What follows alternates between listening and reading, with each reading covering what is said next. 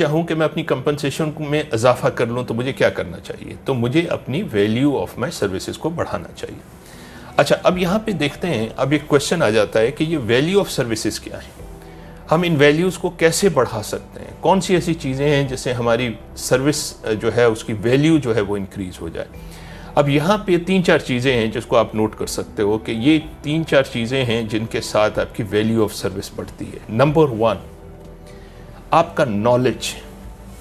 आपके पास कितना नॉलेज है अपने उस प्रोसेस का, उस प्रोडक्ट का, उस एक्टिविटी का, उस रोल का जो आपको असाइन किया गया। आप एज ए इंजीनियर कहीं काम कर रहे हो, आप कितने नॉलेजेबल हो अपने प्रोफेशन के बारे में, कितने नॉलेजेबल हो उन प्रोसेसेस के बारे में, कितने नॉलेजेबल हो आप उस ऑर्गेनाइजेशन के प्रोसेसेस के बारे में, कितने नॉलेजेबल हो आप बाकी फंक्शंस जो आपके इर्द गिर्द काम कर रहे हैं। तो जितना आपका नॉलेज बढ़ेगा उतनी आपकी एक वैल्यू ऑफ सर्टन एस्पेक्ट वो आपकी इंक्रीज़ हो जाती है आपके अपने प्रोफेशन में, आपके अपने अदारे में। दूसरी चीज़ क्या है? दूसरी चीज़ है कि खाली नॉलेज का होना काफ़ी नहीं होता, बल्कि इम्पॉर्टेंट एस्पेक्ट ये होता है कि उस नॉलेज की एप्लीकेशन का करना।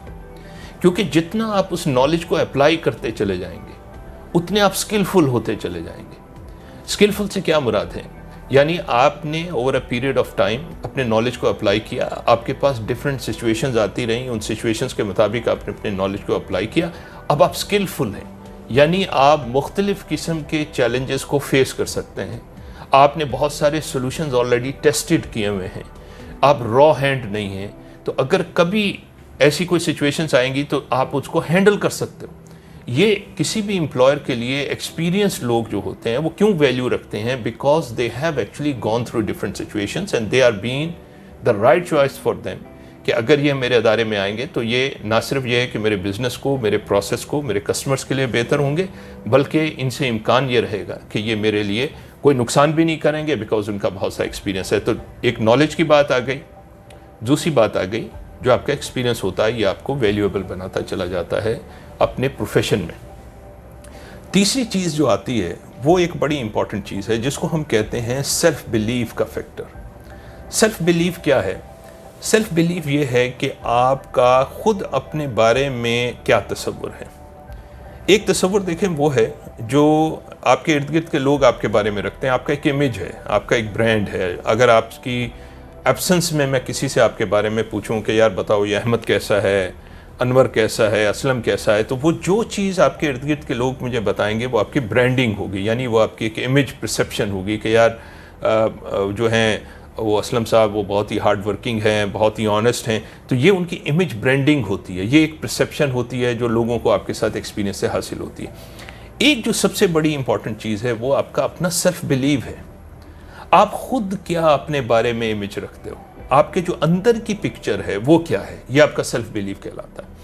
हमेशा याद रखिएगा कि कभी भी इंसान जो है जब तक उसका सेल्फ इमेज बेहतर ना हो, जब तक उसकी अपनी, इसको ईगो कह लें, उसको अपने बारे में एक एजम्पशंस कह लें, उसको एक सेल्फ इमेज कह लें, उसको एक परसेप्शन कह लें, जब तक उसका अपनी ज़ात पर, अपनी सलाहियतों पर, अपने आप पर एतमाद नहीं होता, जब तक उसके अंदर की दुनिया में वो कामयाब नहीं होता, वो बाहर की दुनिया में कामयाबी हासिल नहीं कर सकता। हमारा जो बाहर की दुनिया है, हमारे इर्द गिर्द की जो दुनिया है, वो हमारी अंदरूनी दुनिया की रिफ्लेक्शन है।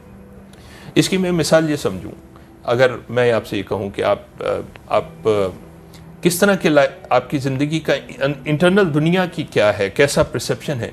मैं चले जाते हैं कि चलें जनाब हम जाके देखते हैं कि आपकी जो रहना सहना है वो किस अंदाज का है, आप किस किस्म के कपड़े पहनते हैं, आपके साथ लोगों के साथ मेल और बर्ताव किस तरह का है।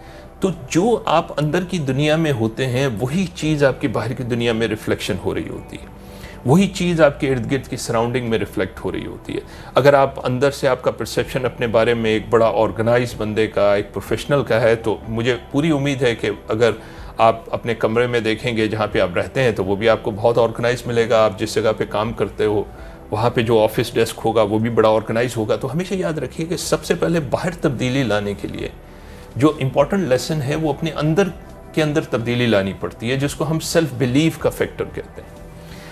अच्छा, चौथी चीज़ जो मैंने हाईलाइट करनी, अभी तक 3 चीज़ें मैंने वजाहत कर दी, एक आपका नॉलेज है, एक आपका एक्सपीरियंस है, एक आपका सेल्फ बिलीव है। जो चौथी चीज़ है जिसको अंदर प्रोफेशन में आपको बहुत सारी कामयाबी मिलती है वो उसको कहते हैं कि आप अपने काम के बारे में, चाहे वो आपकी जॉब है या वो आपका बिजनेस है, उसके हवाले से आपका कितना पैशन है, आपके अंदर जज्बा कितना है उसके अंदर, और क्या ये आपकी एक रियल इनसाइड कॉल है, क्या ये वो चीज़ जो आप कर रहे हो ये आपके दिल की आवाज़ है। क्योंकि ये जब जिस बंदे को अपना ये पैशन डिस्कवर हो जाता है तो उसके लिए जो मेहनत है वो मेहनत नहीं रहती, वो उसके लिए एक मोहब्बत का सफ़र बन जाता है। उसको ये लगता है कि मैं इस काम को करने में ही रिवॉर्ड हो जाता हूँ, और उसमें जो इनकम मिल रही है वो तो मेरा जो है वो ऑन टॉप ऑफ इट है, वो तो मुझे मिल रही है, लेकिन ये काम इट्सेल्फ मेरे लिए इतना रिवॉर्डिंग है। तो जिस बंदे को ये पैशन मिल जाए तो वो उसके लिए बहुत खुशकिस्मती होती है, उसके लिए 30 साल का सफ़र भी बड़ा मुख्तसर उसे नज़र आएगा।